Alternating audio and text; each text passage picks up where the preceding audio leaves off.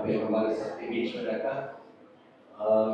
कार्यक्रम को आगे बढ़ाते हुए मैं श्री वामन सर जी को रिक्वेस्ट करूंगा कि वो संक्षिप्त में अपनी बात रखें। वामन सर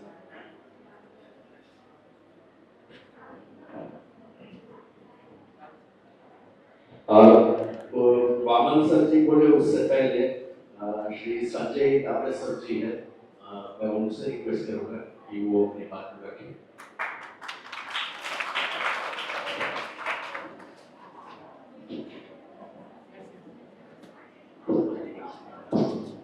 सर से मैं रिक्वेस्ट करूंगा ज़्यादा 2 से 3 मिनट में अपनी बात अगर रख पाए तो बेटर रहेगा। नक्कीच सबसे पहले यहाँ पे आया तो मुझे समझ में हिंदी में बोलूँ, मराठी में बोलूँ, इंग्लिश में बोलूँ।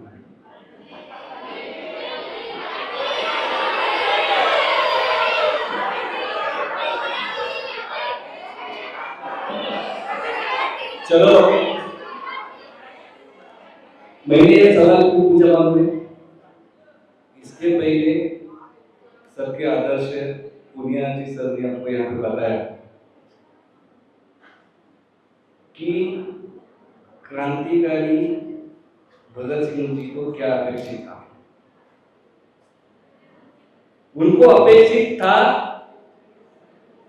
कि हम सगळे जाते, मला वाटतं आपण सगळेजण म्हणतो शाळेत गेल्याच्या नंतर, मी शाळेमध्ये शिक्षक आहे, जवळपास 10वी-12वीच्या विद्यार्थ्यांपर्यंत मी त्यांना 10वीपर्यंत विद्यार्थ्यांना शिकवतोय। गेल्या आपण त्या ठिकाणी संविधानाची प्रास्ताविका म्हणतो, आम्ही भारताचे लोक, भारताचे एक सार्वभौम समाजवादी धर्मनिरपेक्ष लोकशाही गणराज्य घडवण्याचा। बट जिस समय हम स्कूल में जाते समय जब हम सर्वधर्म समभाव ये सारी चीजें हम जहां पे पढ़ते हैं, ये सारी चीज की नींव रखी आज मेरे ख्याल से आज उन्हीं के जयंती के दिन पे हम यहाँ पे। तो शुरुआत करने से पहले मैं सर को मैं बहुत इससे सुन रहा था, मैंने पढ़ा भी है बहुत सारा, लेकिन हर एक चीज को, हर एक उनका भगत सिंह जी का जो क्रांतिकारक है उनके जीवन का आज के इससे कैसे मेल खाना चाहिए, आज उनका कौन सा उपयोग है वो उन्होंने बताया। लेकिन हमने ध्यान देत, आम्ही मुलं आहोत, आम्ही विद्यार्थी आहे, आम्हाला भाषणबाजी आवडत, पण मुलांनो लक्षात घ्या, जयंत्या आणि पुण्यतिथी ही फक्त महान मानवाची केली जाते, बाकी कोणाची केली जात नाही। आणि प्रत्येक शाळेमध्ये पुण्यतिथी जयंती साजरी करण्यामागचा जर उद्देश सगळ्यांच्या लक्षात आला की त्या व्यक्तीने जे कार्य केलेलं आहे ते कोणत्या परिस्थितीमध्ये कार्य केलेलं आहे आणि आजची परिस्थिती आहे जेव्हा ती आपल्याला येते त्या परिस्थितीमध्ये आपण त्यांनी केलेलं कार्य आपल्याला कसं उपयोगी पडेल, त्याचा आपल्या जीवनामध्ये कसा उपयोग करता येईल हे समज के लेना जरूरी आहे। म्हणून माझी भाषणाला सुरुवात करण्याच्या अगोदर एक 4 ओळी आहेत।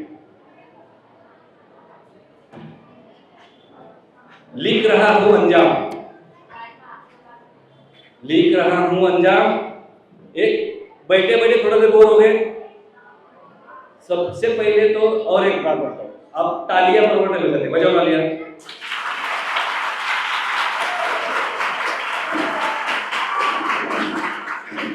मैं इसको कहूंगा मच्छी मार्केट। अभी से तालियां हम बजाएंगे ऐसा, मेरे पीछे बजाओ।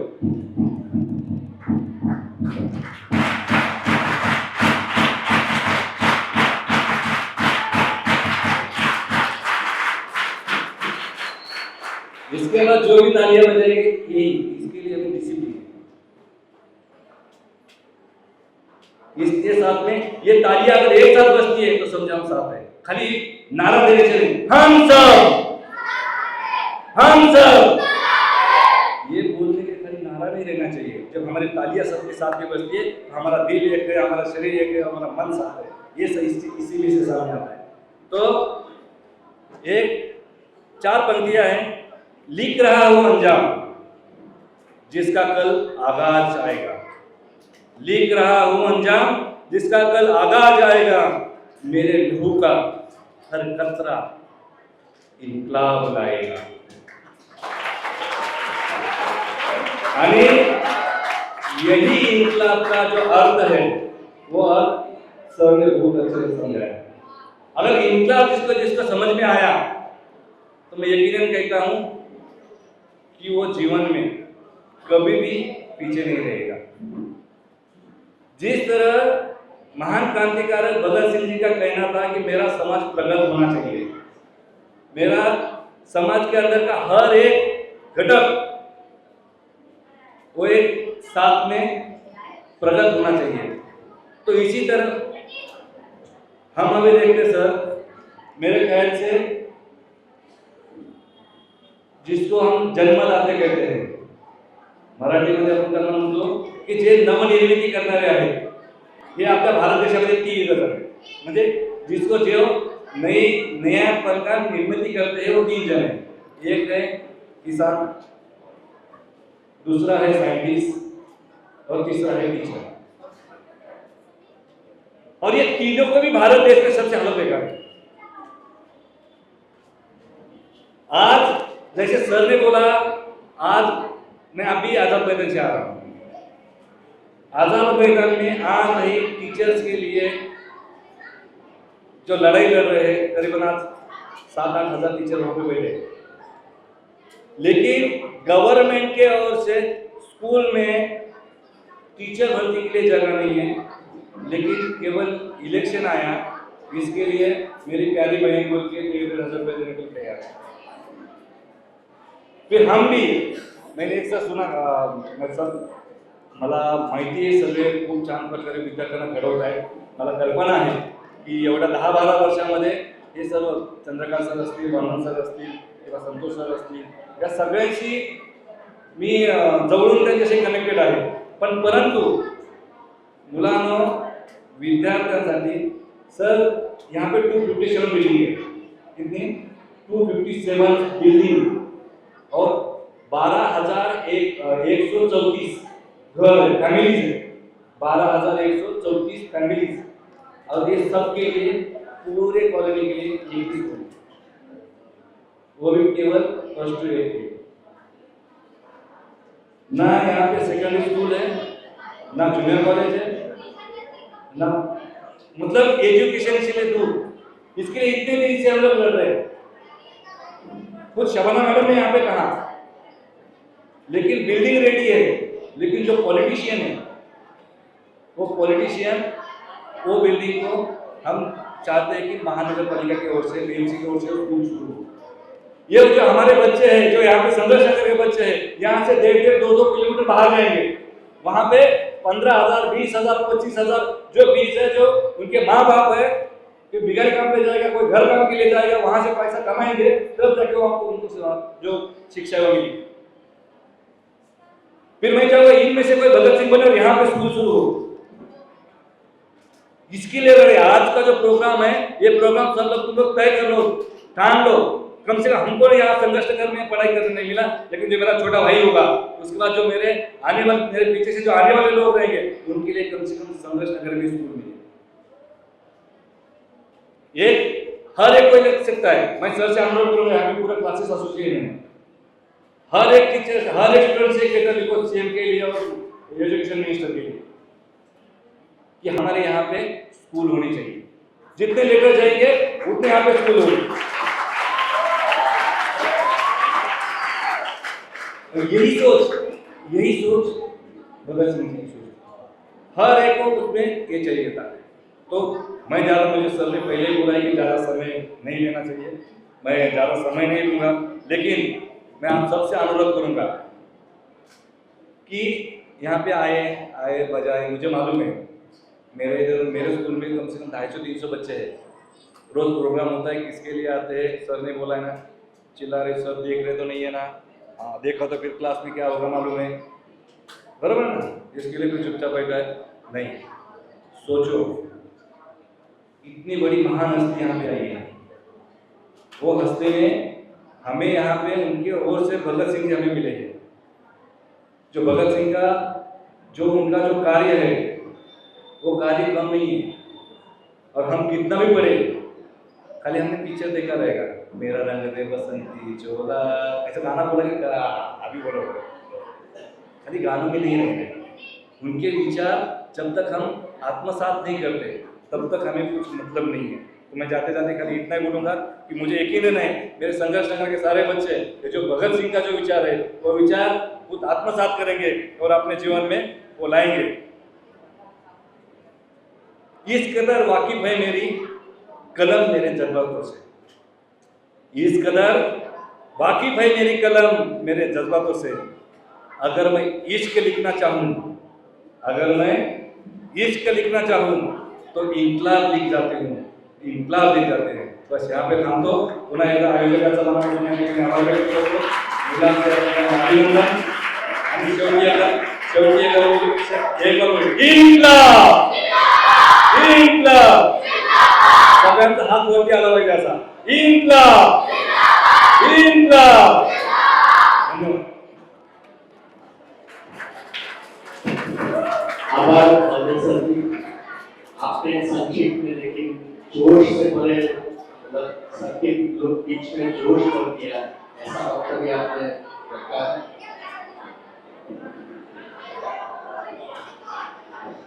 जो यहाँ पे स्टूडेंट सब जो बैठे हैं वो सब यहाँ पे सुने, ये सारे जो बात हो रही है वो उनके लिए इम्पोर्टेंट है।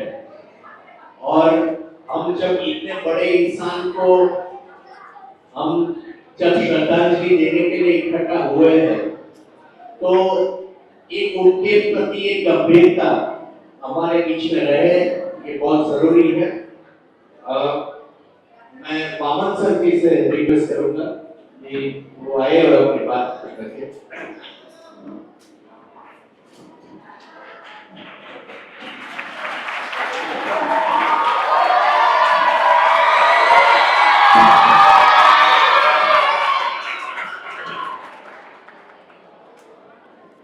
सर्वप्रथम मी संघर्ष नगर क्लास असोसिएशन यांच्यामार्फत मी श्री राम पुण्यानी सरांचे शतशः आभारी आहे की आम्ही फक्त ठराविक शब्दांमध्ये ठराविक 4वी 5वी 6वी 7वीला थोडासा एक छोटासा पॅसेज याच्यामधलंच आम्हाला भगतसिंग काय आहेत तेवढं माहिती होतं, परंतु आज त्यांनी आम्हाला खऱ्या भगतसिंग काय आहेत याची ओळख करून आणि खरोखर सर याच वर्षी नव्हे तर आम्हाला येणाऱ्या प्रत्येक वर्षी आम्हाला भगतसिंग यांची आणखी ओळख तुमच्याकडनं करून हवी ही अपेक्षा मी आपल्याकडे व्यक्त करतो।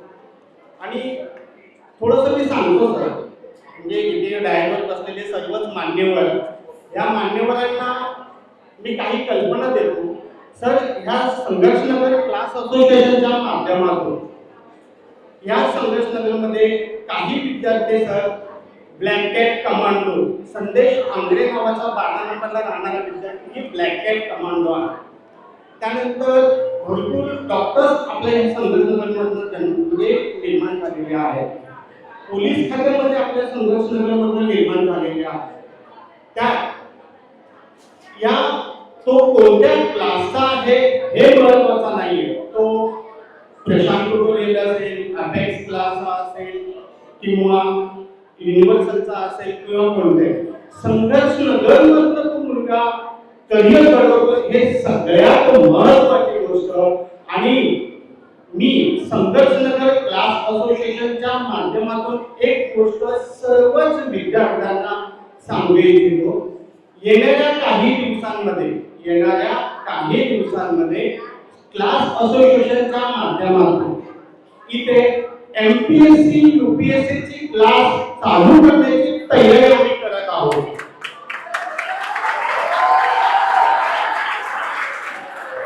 आणि सगळ्यात महत्त्वाची गोष्ट मला एक सांगा, किती जणांना आयएएस आयपीएस होण्याची इच्छा आहे? आयएएस आयपीएस होण्याची, मोठे मोठे पोलीस अधिकारी किंवा मोठ्या मोठ्या पदावर जाण्याची किती जणांना इच्छा आहे? बस थोडे, बाकीच्यांना जायचं नाहीये? बरं, 2 मिनिटं शांत बसा। म्हणजे तुमच्या आवडीचा विषय. सगळ्यांना खाऊची व्यवस्था आहे, त्याच्यामुळे आणखी 5 मिनिटं शांत बसला तर सगळा गोंधळ व्यवस्थित क्लिअर होईल. बरं, आता एक महत्वाची गोष्ट,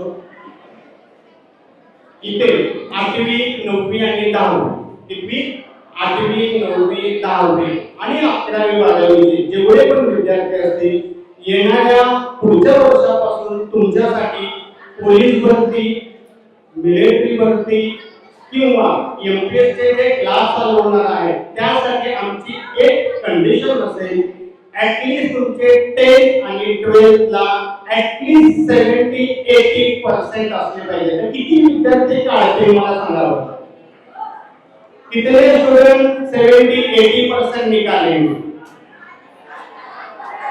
हाँ, तर ऐका, जर तुम्हाला कोणत्याही एमपीएससी यूपीएससी क्लासच्या बाबतीत काही अडचण आली तर संघर्षनगर युनियनच्या कोणत्याही क्लासमध्ये जर तुम्ही संपर्क साधला तर बाकीच्या क्लासमध्ये जेवढी फी आहे त्याच्या 50% जास्त कमी करून तुम्हाला एमपीएससी यूपीएससी शिकवलं जाणार आहे.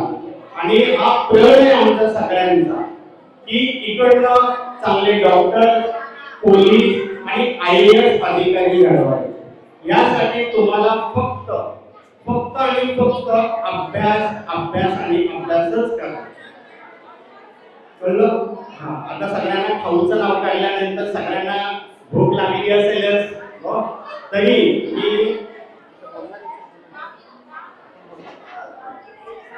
तरी आता या बोलण्यात ऐका, 2 मिनिटं ऐका बरं. सगळ्यांनी एकत्र आवाज द्या, इन्क्लाब इन्क्लाब, भारत माता की, भारत माता की, वंदे वंदे.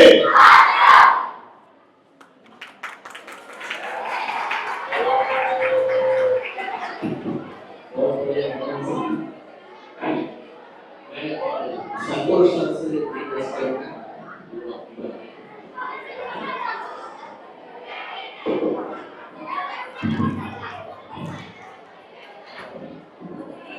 शहीदों की चिताओं पे लगेंगे हर बरस मेले, शहीदों की चिताओं पे लगेंगे हर बरस मेले, वतन पे मरने वालों का बाकी यही हिसाब होगा. साथियों, आज 28 सितंबर भगत सिंह की जयंती के उपलक्ष्य में यहाँ पे सारे बच्चे 8, 9, 10 के उपस्थित हैं और हमारे संघर्ष नगर क्लास एसोसिएशन के सारे सदस्य यहाँ पे उपस्थित हैं. मैं उन सबका आभार प्रकट करता हूँ कि इतने कम समय में उन्होंने तैयारी किया, सबने मिलकर किया, यहाँ पे अच्छा प्रोग्राम हुआ. साथियों, भगत सिंह की सोच थी कि हमारे देश के अंदर जो छुआछूत है, ऊंच नीच है, भेदभाव है, अमीरी गरीबी का भेदभाव है, वो सारी चीजें निपटनी चाहिए, खत्म होनी चाहिए. इसके लिए उन्होंने अपनी जीवन की कुर्बानी दी. देश को आजाद करने के लिए उन्होंने हंसते हंसते देश के लिए अपने फांसी के फंदे पे चढ़ गए. यहाँ पे हमारे बीच में आईआईटी के रिटायर्ड प्रोफेसर राम पुण्यानी जी आए हैं. उन्होंने उनके बारे में बहुत सारी बातें बताई, उनकी सोच किस तरह से थी. साथियों, बातें बहुत कुछ करना है क्योंकि अपने बीच में और नहीं होता है, इसलिए हमें ज़्यादा समय नहीं लेना है, उनकी बातों को सुनना है. इन्कलाब इन्कलाब इन्कलाब. धन्यवाद.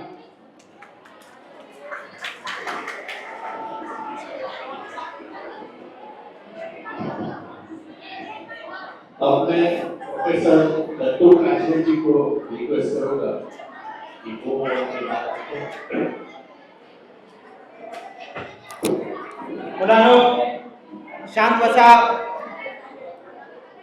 प्रश्न विचारा पुन्हा पुन्हा, प्रश्न विचारा पुन्हा पुन्हा.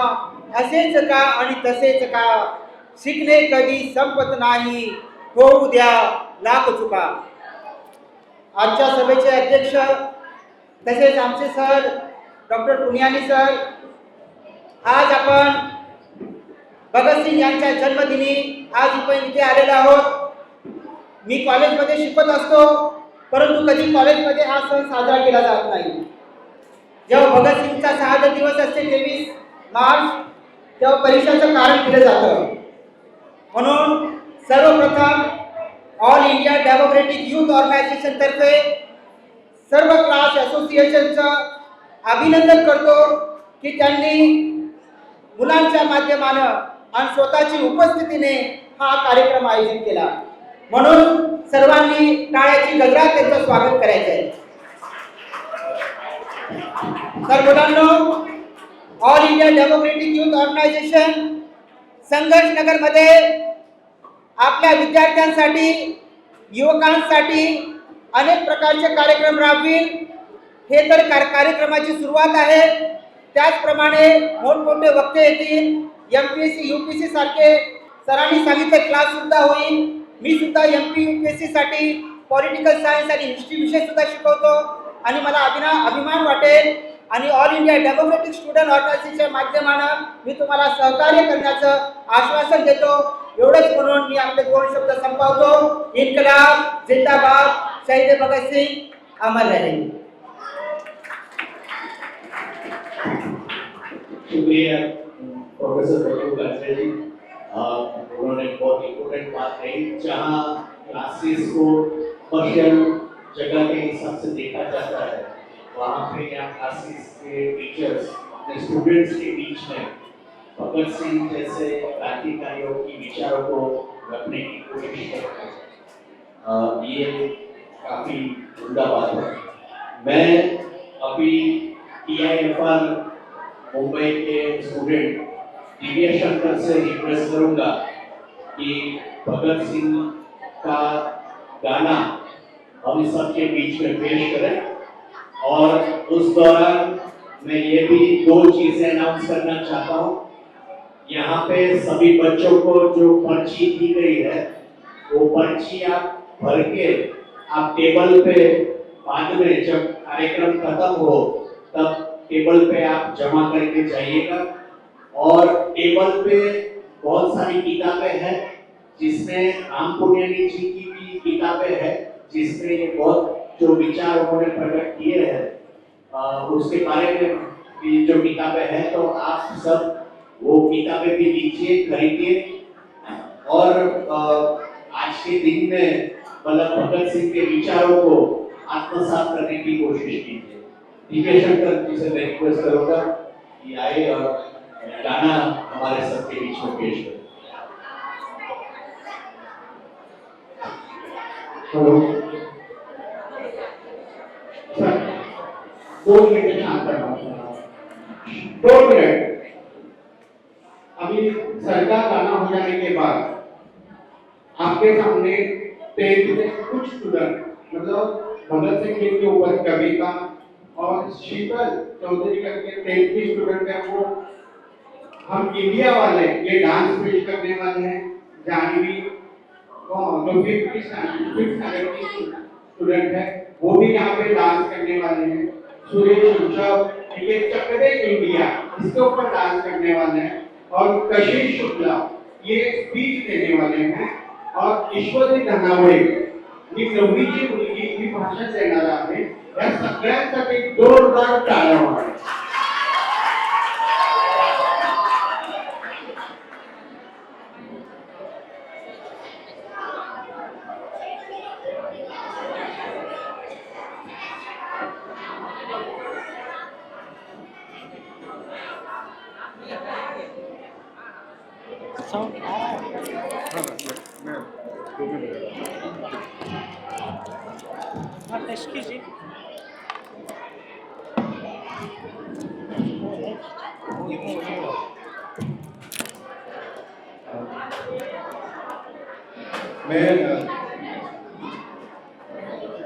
मैं तो बजाने वाला हूँ, लेकिन कोई सुनने वाला नहीं लग रहा है. तो अगर सब लोग सुनने के लिए तैयार है तो मैं कुछ बजाने के लिए कोशिश करूँगा. अभी भी लोग सुनने के लिए तैयार नहीं है.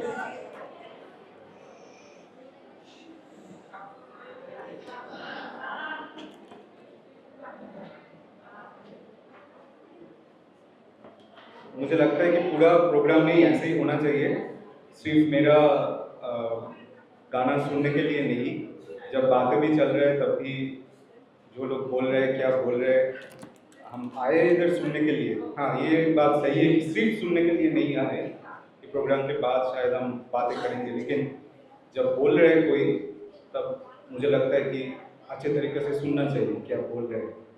क्या हो सकता है हम इधर से गलत कुछ बोल रहे हैं तो आप तो गलत सुन के तालियां बजा के चले जाओगे, तो वो भी तो ध्यान से सुनना चाहिए कि हम सही बोल रहे हैं कि गलत बोल रहे हैं।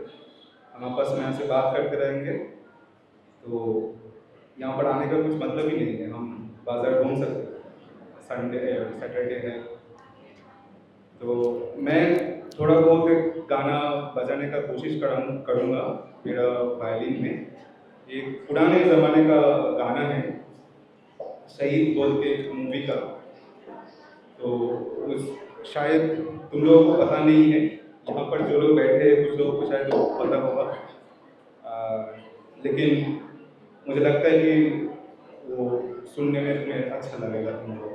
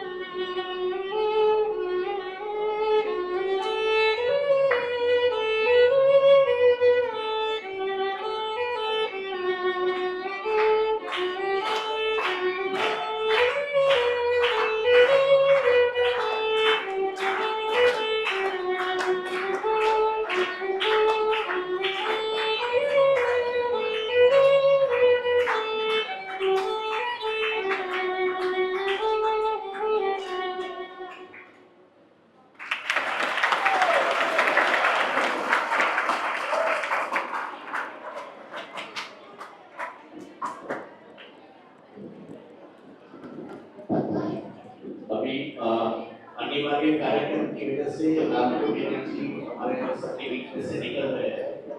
हम उनका के अखिल भारतीय उपाध्यक्ष भावेश राजा जी हमारे बीच में जो विशिष्ट अतिथि के तौर पर पधारे थे, आदरणीय प्रोफेसर राम पुनियानी जी, मंच पर जो तमाम टीचर्स आज उपस्थित रहे,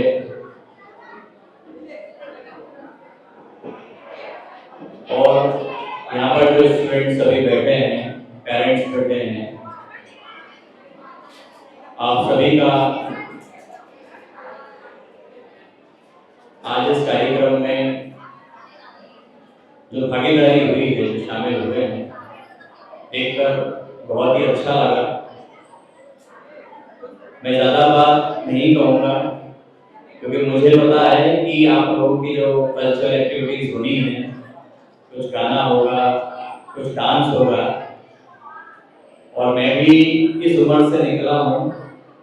स्कूल में भी जब डांस के, ड्रामा के पसंदीदा चीज़ों के बीच में जब कोई आता था तो वो हमें भी अच्छा नहीं लगता था। हो सकता है उसी तरह से आपके डांस और ड्रामा के बीच में अगर कोई बात होगी या बातचीत होगी तो जाहिर सी बात है आपको भी वो अच्छा नहीं लगेगा। लेकिन फिर भी कुछ बातें करके मैं अपनी बात खत्म कर दूंगा। आपके जो टीचर्स यहाँ पर बैठे थे, जब वो बोलने के लिए आ रहे थे, जब वो भगत सिंह की चित्र पर पुष्प चढ़ा रहे थे, जिस ढंग से आप लोग उनका वेलकम कर रहे थे, उससे ही समझ में आ रहा था कि एक अच्छा लगाव आपका आपके टीचर्स के प्रति है। ये एक अच्छी बात है। दो चीज मुझे लगता है कि मैं आप लोगों को कहना चाहूंगा। इस उम्र में जिद चलती है। घर में आप अपने मम्मी पापा से कभी कभी खाने पीने की चीजों के लिए जिद करते होंगे। आजकल मोबाइल देखने के लिए ज्यादा जिद होती है। खाना वाना तो दूर की चीज हो गई है। लेकिन दो चीजों की जिद थोड़ा कीजिए आप। एक, हम सभी को कम से कम अपने घरों में भगत सिंह की एक तस्वीर लगानी चाहिए। लगानी चाहिए या नहीं लगानी चाहिए? तो लगाएंगे या नहीं लगाएंगे? एक ये जिद आपको अपने या तो टीचर से या आपके छोड़ रहे हैं या अपने पेरेंट्स से जरूर करें। भगत सिंह की एक छोटी तस्वीर अपने घर में जरूर करें। एक और जगह जाने की जिद आप लोगों को करनी चाहिए। वो जगह पंजाब का एक जिला है फिरोजपुर, उसकी जगह है हुसैनी वाला। आप जानते हैं हुसैनी वाला में क्या है? आप जिनकी तस्वीर को देखकर आज यहाँ चर्चा सुन रहे हैं, उन्हीं भगत सिंह, सुखदेव, राजगुरु, उनकी मां और उनके साथी बटुकेश्वर दत्त, उनकी वहां समाधि, उसके कुछ दूर पर ही उनको जलाया गया था और उसके बाद उनकी समाधि वहां बनाई गई। कुछ समय पहले हम लोगों को भी जाने का मौका मिला। आप लोग थोड़ी देर गौर से और सुनिए, उसके बाद में आपके कार्यक्रम को भी हम लोग देखेंगे, सभी लोग नीचे लोग। जब उस जगह जाने का मौका मिला तो मालूम चला कि हम में से किसी ने भगत सिंह को देखा नहीं, आमने सामने नहीं देखा, चित्रों में देखा है, किसी ने फिल्मों में देखा होगा, किसी ने किताबों में पढ़ा होगा। लेकिन अब आप जब वहां जाएंगे तो आपने देखा नहीं हो, लेकिन आपको लगेगा भगत सिंह आपके आसपास। इसलिए जीवन में हर इंसान को कम से कम एक बार हुसैनी वाला जाना चाहिए। मैं जो जिक्र कर रहा था आपके टीचर से, आपके स्नेह का, आपके जुड़ाव का, मेरा अनुरोध है आपके माँ बाप, आपके पेरेंट्स, आप उनसे भी रिक्वेस्ट करिए कम से कम एक प्लान जब भी वो जा सकते हैं हुसैनी वाला को जाने के लिए आपको दिखाने की जरूर बनाए। ये बिल्कुल सही हो रहा है वहां जाने। आप जाएंगे तो आपके अंदर एक बदलाव आप महसूस करेंगे, देखेंगे इस देश के क्रांतिकारी किस ढंग के थे और वहां पे जो वातावरण है उसमें आपको महसूस होगा भगत सिंह आपके आसपास। और एक अनुरोध मेरा आपके टीचर्स से है, अगर संभव हो कोई ट्रिप ऐसी बनाई जाए जिसमें बच्चों को अगर हुसैनी वाला दिखाने के लिए लेकर जा सकते हैं तो बहुत अच्छा। ये जिंदगी भर आपको याद रहेगा, एक यादगार लम्हा होगा। हम लोग बाइक रैली एक हम लोगों ने दिल्ली से हुसैनी वाला तक की। भगत सिंह की यही समाधि स्थल से हम लोग करीबन 100 साथी पूरे देश भर से इकट्ठा हुए थे और हुसैनी वाला से दिल्ली तक हम लोगों ने बाइक रैली की। एक घटना है उस रैली की रात का समय था और रात के समय एक बाइक खराब हो गई थी। जाहिर सी बात है कि जब रास्ते में चल रहे हैं तो बाइक खराब हो जाए, पंचर हो गई थी। वो पंचर होने के बाद उस साथी को हमने वहीं छोड़ दिया था, तो फिर अपनी बाइक लेकर आए। रात के समय दो साथी उस बाइक को लेकर आ रहे थे, अंधेरा था, कहीं पर कोई भी पंचर जोड़ने वाला दिखाई नहीं दे रहा। जैसे तैसे एक पंचर की दुकान दिखी, वो भी बंद हो चुकी। उस बंद पंचर की दुकान पर एक व्यक्ति जो अंदर सो रहे थे, उनका घर भी वहीं पर था। उन्हें हम लोगों ने उठाया, उन साथियों ने उठाया और बताया कि भगत सिंह की याद में एक बाइक को लेकर हम लोग जा रहे हैं, हमारी बाइक का टायर पंचर हो गया है, कुछ किया जा सकता है। वो आदमी तुरंत उठा, उसने पंचर जोड़ने के लिए ट्यूब खोला और इत्तेफाक से पूरा ट्यूब खराब हो गया। पहले तो सोच रहे थे कि पंचर जुड़ाने से टाइम चल जाए, मतलब काम चल जाएगा, लेकिन बाद में मालूम पड़ा पूरा ट्यूब फट गया, पूरा ट्यूब बदला हो गया। वो बहुत गरीब था और उसके पास दुकान भी बहुत अच्छी नहीं, लेकिन पता नहीं कहां से उसने जैसे तैसे करके ट्यूब उठाया और उस गाड़ी में डाला। आखिर में हमारे साथियों ने उनसे बताया, पूछा कि कितना पैसा होगा, आपको क्या लगता है उन्होंने कितना पैसा लिया होगा? कितना? सही बोल रहे हो। तो जो सामने बैठे बिल्कुल सही बोल रहे हैं, 0। जब उनको बताया कि भगत सिंह की याद में रैली लेकर हम लोग आए थे, गाड़ी का पंचर हो गया, उन्होंने पूरी सर्विसिंग की, पूरा तैयार करके दिया, 1 रुपया नहीं। हमारे देश में शहीदों के लिए जो सम्मान है इस दर्जे का, लेकिन कहीं ना कहीं आप देखिए जिस ढंग से उनको मनाने के लिए प्रक्रिया होनी चाहिए, एक माहौल होना चाहिए, किताबों में जिनकी जगह होनी चाहिए, चौक चौराहों पर जिनकी जगह होनी चाहिए, थोड़ी थोड़ी कम होती जाएगी।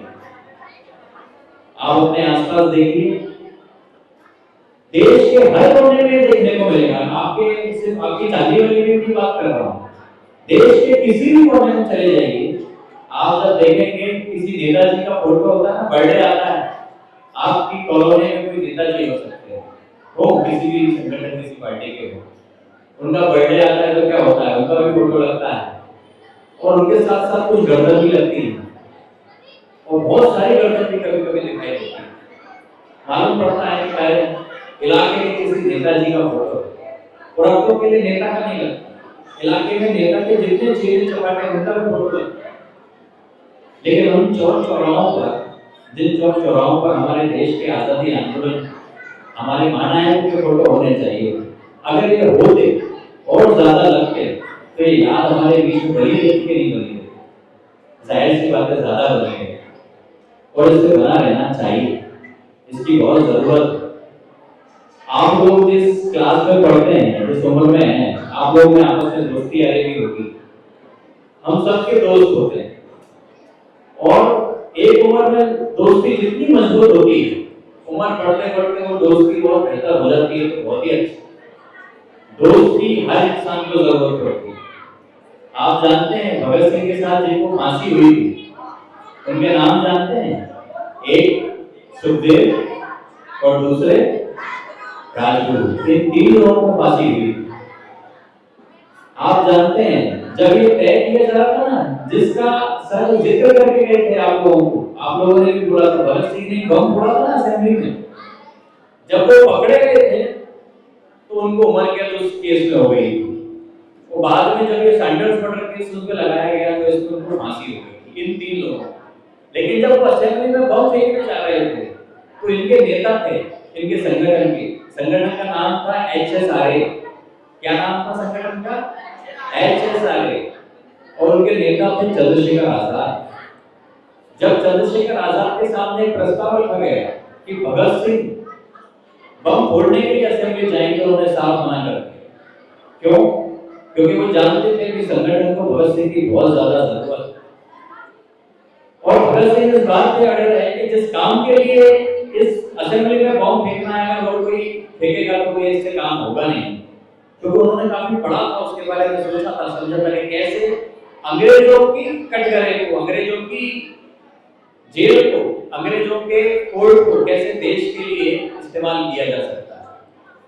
बाद में लेकिन ये हुआ कि चंद्रशेखर आजाद माने नहीं और भगत सिंह को मना कर दिया। उनके सबसे अजीज दोस्त और जिसके लिए सबसे ज्यादा अजीज थे भगत सिंह, सुखदेव, वो उस मीटिंग में नहीं होते, बाद में आते। तो बाद में आके बोलते हैं ऐसा कैसे हो सकता है कि जिसको सब चीजें पता है, सब चीजें जानता है, वो बम फेंकने के लिए नहीं जाएगा और जो दूसरे जाएंगे वो उस काम को कर नहीं पाएंगे जिस काम के लिए होगा।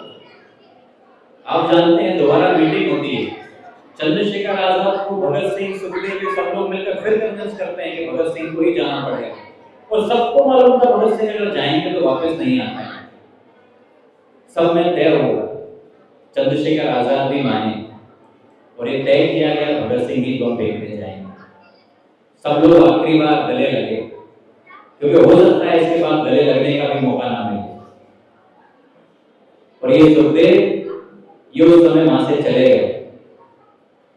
और ये किस्सा आपको दुर्गा भाभी के बारे में जब आप पढ़ेंगे तो उनकी किताब में जिक्र करके मिलेगा कि सुखदेव रात को हमारे पास आया और जब देखा उसका चेहरा देखा तो वो सुखदेव नहीं था जो हमेशा रहता था। उसकी आंखें सूजी हुई, इससे पता चल रहा है कि आज रात भर वो रोया है। वो आदमी जिसने अपने पास कुछ नहीं रखा था भगत सिंह के अलावा। ये दोस्ती की एक मिसाल है हम दोनों, इसलिए आपके सामने ये जिक्र कर रहा हूं कि दोस्ती होनी कैसे चाहिए, किस ढंग की दोस्ती हो सकती थी, कल्पना नहीं होगी कि एक दोस्त अपने दोस्त को मौत के हवाले कराया और इसी देश की आजादी के लिए उसने भी अपनी जान दी। लेकिन जिस दिन उस दोस्त को बोल के आया था कि बम तुम्हें फेंकना पड़ेगा, उस दिन उसका चेहरा देखने की हिम्मत जुटा नहीं पाया क्योंकि उससे आपको मिल नहीं पाएगा। सुखदेव के बारे में दुर्गा भाभी लिखती है कि उन्होंने अपनी जिंदगी में सिर्फ एक ही पूंजी जोड़ी थी और एक ही पूंजी बचा के रखी थी, वो थी भगत सिंह की दोस्ती। उसके पास और कुछ नहीं। आप जब पढ़ेंगे तो आपको मालूम पड़ेगा कि एक दोस्ती किस ढंग की होती है, किस ढंग की दोस्ती करनी चाहिए। दोस्ती अच्छी है और संघर्ष में हमें लेकर जाएगी तो किस फायदा से हमें पहुंचा देगी। इसलिए आपसे अनुरोध है, भगत सिंह और तमाम लोगों के बारे में पढ़िए।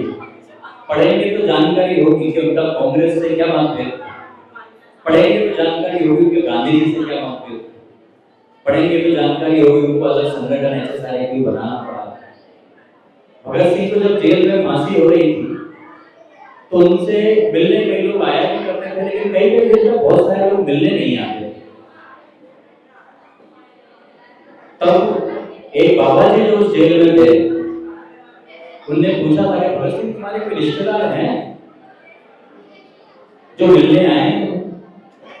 भगत सिंह ने बाबा जी को जरूर एक जवाब दिया, वो जवाब हम सबको सुनना चाहिए। भगत सिंह ने कहा मेरे 3 रिश्तेदार।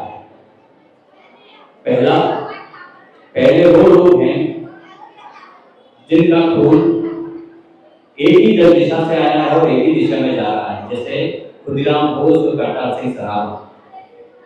इन लोगों का खून और भगत सिंह का खून एक ही जगह से आया है और एक ही जगह जा रहा है। भगत सिंह कह रहे हैं पहले रिश्तेदार। दूसरे रिश्तेदार वो हैं जिनके साथ में हमने जेल की कालकोठरियों में रातें बिताई और जिनके साथ संघर्ष किया। तीसरे रिश्तेदार वो होंगे जो आजाद भारत में जन्म लेंगे और हमारी इस लड़ाई को आगे बढ़ाने का काम करेंगे। आप समझ रहे हैं तीसरे रिश्तेदार कौन है? वो तीसरे रिश्तेदार हम और आप ही हैं, जिसको भगत सिंह ने इशारा किया है कि हम और आप उनका अधूरा काम पूरा करके जाएं। आप सभी लोग स्टूडेंट्स हैं, आपके टीचर्स यहाँ बैठे हुए हैं, आप लोग अभी कैरियर की एक दौड़ में दौड़ेंगे, आप तैयारी करेंगे, स्कूल कॉलेज में एडमिशन लेंगे। जिंदगी बहुत आसान नहीं है साथी, और आसान होने वाली भी नहीं है। आपके एक सर ने तो बोला ना, यहाँ पे स्कूल तक नहीं है, इतनी बड़ी आबादी के लिए स्कूल, एक इंटर कॉलेज, एक कॉलेज भी नहीं है। पढ़ने के लिए बस्ती में स्कूल होना चाहिए कि नहीं होना चाहिए? कॉलेज होना चाहिए कि नहीं होना चाहिए? लेकिन आजादी के 75 साल बाद की हालत यही है। मैं इंदौर में रहता हूँ, उसे मिनी बॉम्बे बोलते हैं उस शहर को। वहां की एक घटना बस आपको बता के मैं अपनी बात खत्म करूंगा। इंदौर में एक घटना घटी कुछ साल पहले। एक लड़का कोचिंग करने के लिए इंदौर आया और उसके पिताजी गांव में खेती करते थे। हमने कई बार देखा है जो आज कोचिंग करने के लिए बड़े बड़े शहरों में जा रहे हैं, एक साथी के घर पे जब गए थे सुबह पूछा कि तुम चाय बनाते हो कि नहीं बनाते। उस बच्चे ने उस स्टूडेंट ने मना कर दिया सुबह की चाय नहीं बनाते, सीधा खाना बनाते हैं, क्योंकि चाय के लिए दूध लाना पड़ता है, शक्कर लानी पड़ती है, पत्ती लाना पड़ता है, इसमें बहुत खर्चा होता है। माँ बाप बड़ी मुश्किल से किराया भेज पाते हैं, फीस भेज पाते हैं, और अगर कुछ बचा पाएंगे तो माँ बाप को राहत होगी। यही सोचकर माँ बाप बड़े बड़े शहरों में बच्चों को भेजते हैं। जिसकी बात मैं बता रहा हूँ, लड़का बड़ी मेहनत करके इंदौर जैसी बड़ी जगह पर पढ़ने के लिए आया। फीस, कोचिंग सेंटर्स की, रहने खाने का खर्चा रोज बढ़ रहा है। इस परेशानी ने उसको बहुत ज्यादा घेर लिया कि फीस ज्यादा बढ़ रही है, फीस भरनी पड़ रही है, और खर्चा रहने खाने का बहुत बढ़ रहा है। एग्जाम साल भर 2 साल निकल रहे हैं, एग्जाम निकाल नहीं रही है, एग्जाम दे नहीं पा रहे हैं, इसलिए रहने खाने का खर्चा और ज्यादा होता चला जा रहा है। उधर पिताजी परेशान जो घर पे खेती कर रहे हैं कि मैं पैसा भेज नहीं पा रहा, जितना भेजना है उतना नहीं भेज पा रहा, क्या करें, कर्जा होता चला जा रहा है। यहाँ बेटा परेशान है कि पिताजी का कर्जा बढ़ता जा रहा है, पैसा मांगू के नहीं मांगू। यहाँ पिताजी परेशान है कि कर्जा बढ़ रहा है और बच्चे को भी भेजना है, बच्चे की पढ़ाई अधूरी रह जाएगी, क्या करें। थोड़े समय बाद एक दुख की खबर मिली।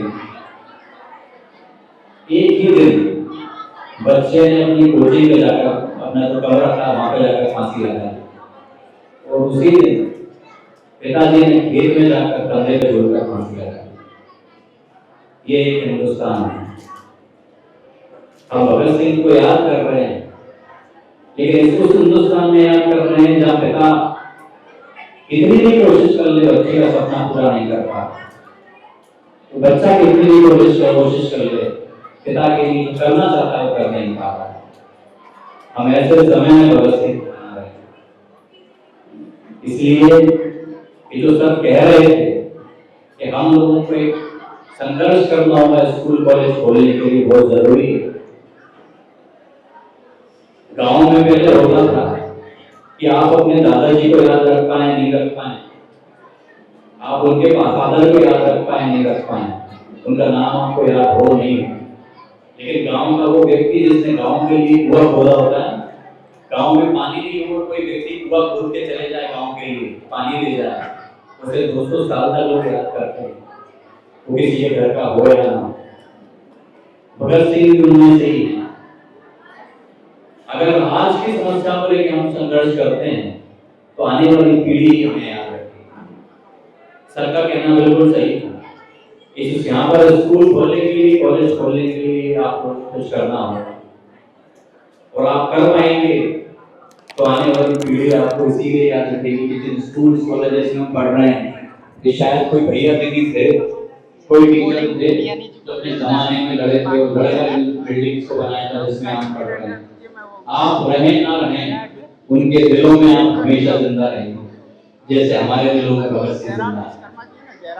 इसीलिए जब भगत सिंह को याद कर रहे हैं तो आज के समय की समस्या को भी आपको याद करना होगा। वो अपने जमाने की समस्याओं को लेकर संघर्ष किए, हम हमारे जमाने की समस्याओं को लेकर संघर्ष करेंगे।